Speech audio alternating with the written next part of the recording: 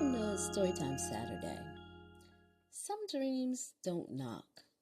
They enter fully formed, carrying shadows, ancestors, and quiet messages from beyond the veil. I don't always share the ones like this, but this one lingered like a whisper in my bones. It came in two parts, like twin chapters from the same soul story. And even now, it's still unfolding in my spirit. So get comfortable, pour your favorite tea, light a candle, wrap yourself in something comfy, because this one, this one is for the seeker, the soul who's been waiting for a sign. Today's story is called The Chain and the Jar. It started in a strange, muted graveyard. The ground was dry, cracked. No birds, no wind, just this stillness that almost hummed. I was standing at a distance, watching two people I knew, a man and a woman. Not strangers, familiar souls.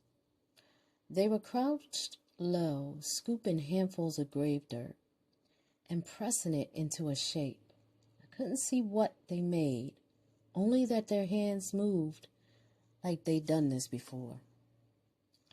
They placed the dirt thing into a jar and poured water over it, like they were trying to preserve it or activate it.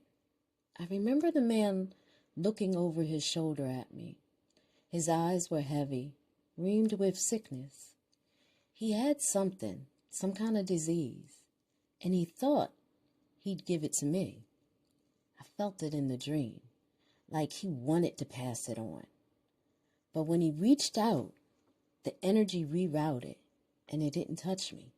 Instead, it jumped to the woman beside him, and I watched as she absorbed it, her body jerking like something had been transferred, like a possession.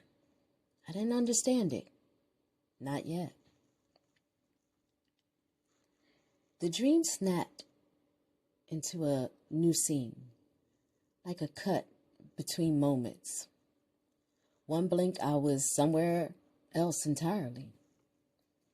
Now, I saw two of my ancestors, one male, one female, riding a motorcycle down a dirt path that curved like a serpent. I couldn't see their faces, but I felt them, familiar, like the rhythm of my heartbeat. Behind them, chained to the back of the bikes, were the man and the woman from the earlier dream, the ones who tried to pass something dark to me. They weren't in control now. Suddenly, without warning, the bike jolted. My ancestors were ripped backwards, still holding onto the chain.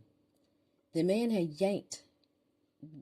was yanked by the neck, caught by something unseen and cold, like a noose, forming out of thin air. And the woman, still tethered, but by a delicate silver chain at her waist, was pulled with him. The chain, once shimmered like light, had turned into a snare. Both were dragged into the shadows, snatched mid-motion like a story stopped before its ending. Then I woke up, but that wasn't the end. Last night, the dream returned.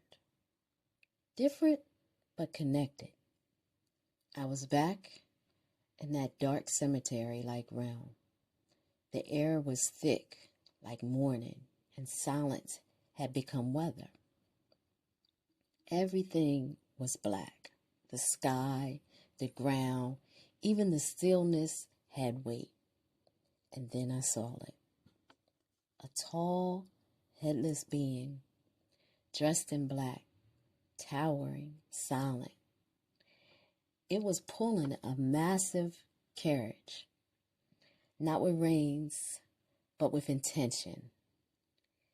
And chained to the back of the carriage were souls, dark, heavy, chained together. Their faces were blurry, but their energy, I could feel it. They weren't just people. They were burdens, shadows, choices, beings that had clung to others and now were being pulled somewhere they could no longer hide. I didn't feel fear. Actually, I felt relief. Like this was a moment I had been waiting for lifetimes. A reckoning, a cleansing, a soul-level justice. Someone beside me, unseen but felt whispered, those are souls being taken to be judged. And I just nodded because my spirit already knew. I share this dream because I believe someone needs to hear it. These weren't just dreams, they were visions. Messages from the unseen about what happens when we try to pass our pain, about how chains we carry may not be ours, and about how healing sometimes looks like shadows being trapped into the light. If this stirred something in you, sit with it. Ask your spirit, what's trying to be released? Because sometimes the dark shows up not to scare us, but to free us. If this dream awakens something in you, and if it's time to release what's been bound to your spirit, do it in love, do it in power, and do it without fear.